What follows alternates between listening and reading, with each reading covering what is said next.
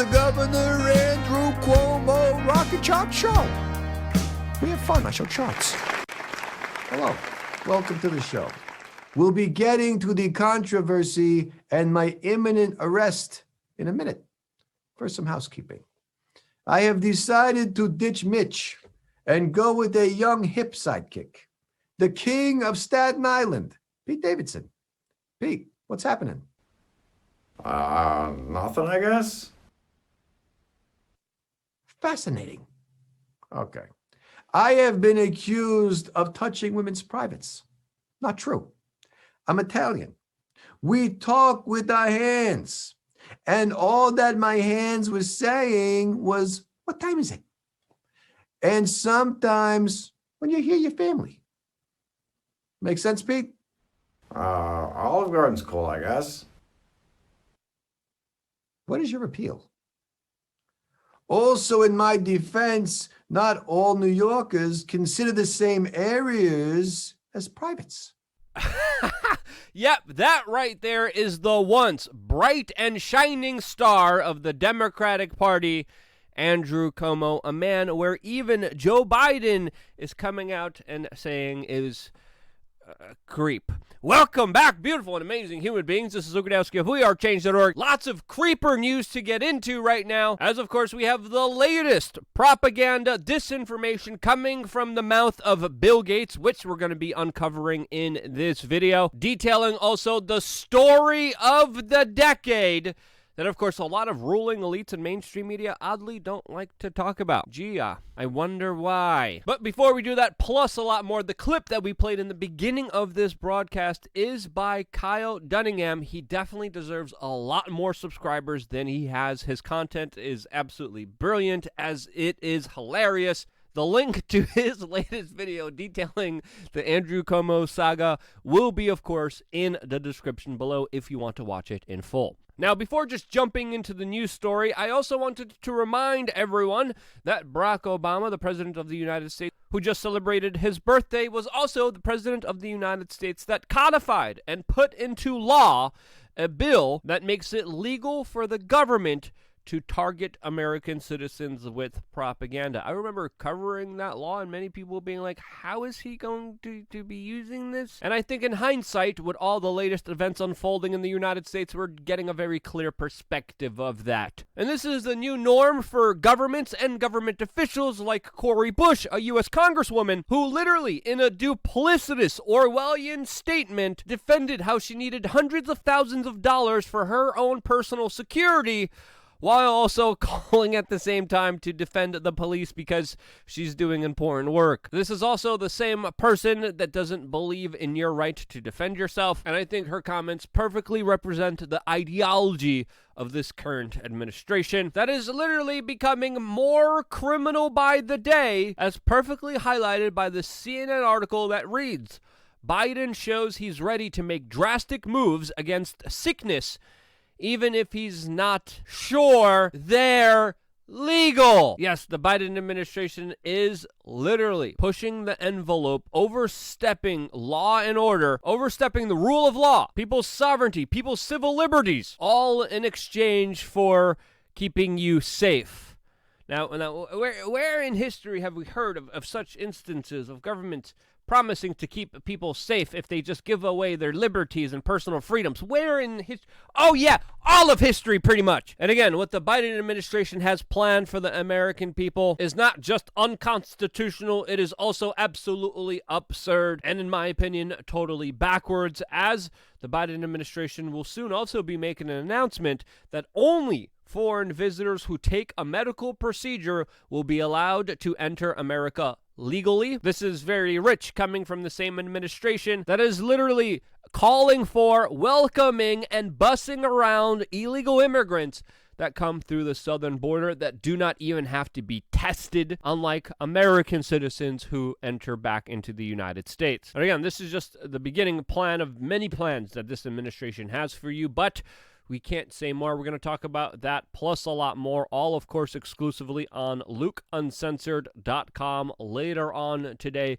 as well as the huge spat that is happening between the Biden administration and, of course, the local government of Florida, with DeSantis literally not holding back anymore. And we're going to be talking about this larger spat on LukeUncensored.com, along, of course, with a lot of other very important, prominent issues that, of course, sadly, we cannot discuss here on this platform. We're going to be discussing a lot more, all on LukeUncensored.com. Also, by the way, tickets are going really fast for our future upcoming survival apocalypse self-defense training drill, which will be happening in New England on Saturday, August 14th. If you do not get your tickets soon, you might not be able to attend this event. Get your tickets before it's too late from the website learnfromluke.com. Seriously, these are very fun, limited events that you definitely do not want to miss out on, since they are a lot of fun. Now, just jumping into our main story, I do have to say I find it very interesting that we really jumped from trust the science no matter what, stop questioning it, don't ask any questions, to now the science has changed. And it seems like it just keeps changing to the whims of plutocratic government officials that use it in order to justify the domination of political power here in the United States. This, of course, as we have information from Dr. Fauci warning that there's a big possibility that there could be new strains of this sickness from variants that are created from a procedure that he told everyone to take. CNN also ran similar articles just a few days ago. The Associated Press even ran articles talking about how people who take a certain procedure that the medical and political and Hollywood establishment want them to take can potentially carry a sickness load as others who haven't taken this procedure. There's even a Swedish medical expert that came out recently and said that this procedure is not enough, and that the government could require citizens to take as many as 5 procedures now, all raising questions about this leaky procedure that I think we should all acknowledge we still do not know enough information about. Still, that hasn't stopped many in the corporate banking billionaire establishment from pushing policies that directly benefit them, including mandates, lockdowns, which punish everyday human beings, while, of course, enabling them with more power and authority over everyone else. And in my opinion, this is perfectly represented by this Atlantic piece written by Giulietti Caim, the former Assistant Secretary for Homeland Security under Barack Obama, writing for The Atlantic, which is owned by a billionaire that owns at least 2 private jets, advocating that people who don't take this procedure, that we definitely need more information about, that people who don't take this procedure should be put on a no-fly list. Yes, Giulietti wrote an opinion piece that was published in The Atlantic today saying that people should be put on no-fly lists if they can't take this procedure, if they have severe allergies, if they have religious exemptions, if their medical doctor tells them not to take it. According to Giulietti, you should have your rights to travel taken away by the government. If you ever wanted to view an elitist, snobby, discriminatory piece of hate, this is it, and this is represented perfectly in this article. And I think critics of such policies, like individuals like Dr. Drew, definitely hit the nail on the head, where they talk about how these new medical domestic passports are, quote, a new form of segregation, especially for black communities who are the ones with the most amount of procedure hesitancy. If you actually look at the data, if you actually look at the charts, if you actually look at the numbers that are coming in, it's not Donald Trump supporters that are skeptical of this procedure the most. It is predominantly African Americans. And now in New York City, a place with a very large population of blacks, they are literally going to be discriminated against by the mayor there that has implemented medical domestic passports for most indoor activities.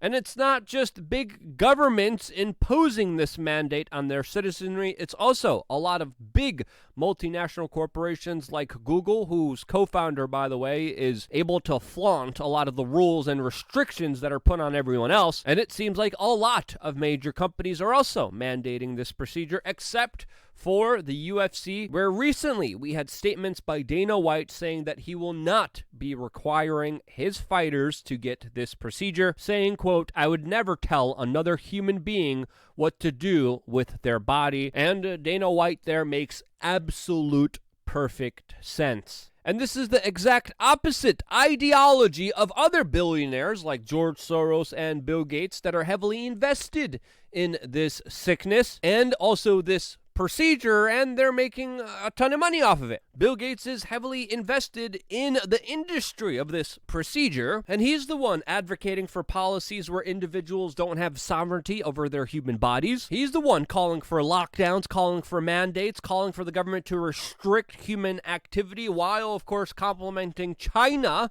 on their response to this sickness. And most importantly, this is also the same man, according to some reports, who was having a hard time trying to get women in bed at Microsoft, who was also conducting a very cozy relationship with the most notorious, nastiest, and disgusting abuser and trafficker of children, Mr. Jeffrey Epstein. And today, Bill Gates came out on national television talking to CNN's Anderson Cooper, a man who was trained by the CIA before. Bill Gates came out and said that, quote, "It was a mistake to meet Mr. Epstein," while, of course, he severely underplayed his very cozy and close relationship that Bill Gates previously lied about. All the accounts by Bill Gates' representatives have been countered and heavily questioned, as there is a bunch of evidence suggesting that this relationship was far more cozier,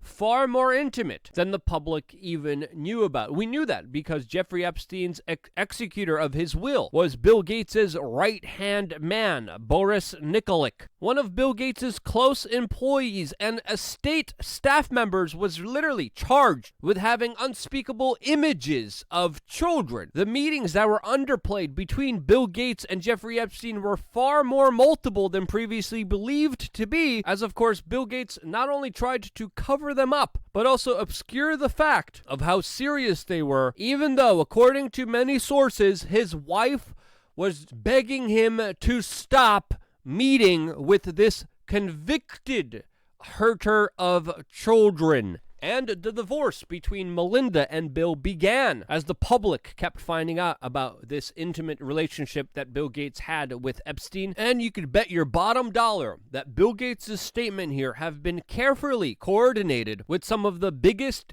PR minds in this world.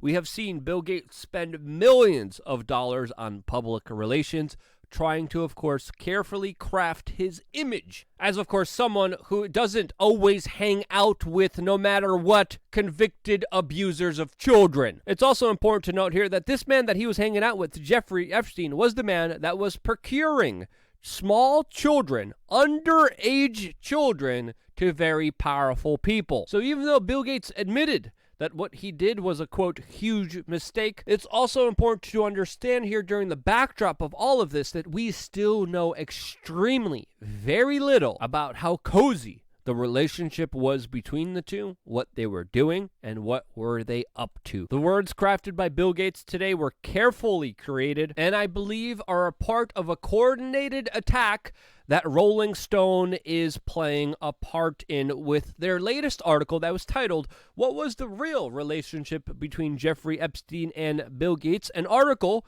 by Vicky Ward, which literally reads like a PR puff piece that was written by one of Bill Gates' lackeys, pushing a narrative that somehow Bill Gates was totally innocent and duped by a criminal mastermind. Again, this Rolling Stone piece is an absolute sham, and it was written by Vicky Ward. The same Vicky Ward whose boyfriend, Richard Cohen, is one of Leslie Wexner's best friends, the man who was not just in cahoots with Jeffrey Epstein, but is known for giving him his start and a lot of his money. Yes, the man behind Jeffrey Epstein's finances and his start, his close friend's girlfriend, literally wrote this article. Vicky Ward, who wrote this article, is also accused of duping one of Epstein's victims, Maria Farmer, and giving her name to Ghislaine Maxwell while pretending to help her. Her article and her work should definitely be questioned, as of course she prominently writes about Jeffrey Epstein, and her connection to his former associates, in my opinion, raises some serious questions,